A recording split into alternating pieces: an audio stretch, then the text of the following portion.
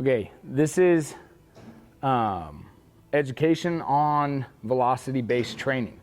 So if you've been given a velocity-based training regiment, that means you're going to have some kind of velocity unit, you're going to attach it to the barbell, and then it's going to spit out one of two numbers. It's going to spit out your average velocity in meters per second or your peak velocity.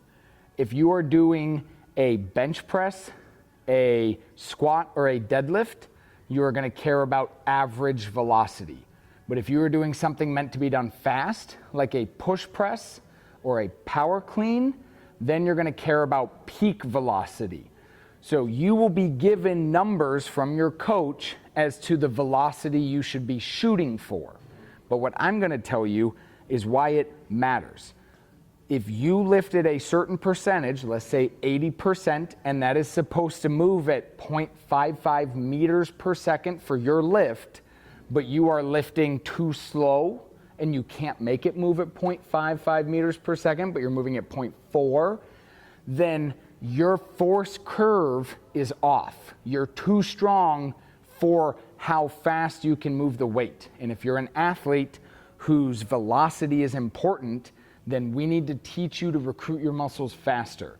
On the other side, if you're lifting too fast, then we know that you're not pushing yourself hard enough. If you think you're lifting at your 80%, but your max has really improved a lot in the last couple months, but you haven't retested it, and you do your old 80%, and you're supposed to be moving at 0.55 meters per second, but you're moving at 0.65, then you know that you should be adding weight. If your coach has prescribed percentages, but also velocity, the velocity matters more because that's true to your body that day with your level of effort over the percentage. Percentages are a more rough estimate when we don't have something like a velocity unit attached to a bar. With your set, if you're doing a set of 5 at 0.55 meters per second, as long as the majority of reps are in that range, 0.57, 0.53, 0.56 for the first 3 reps, but then you drop to the high 4s, that's fine.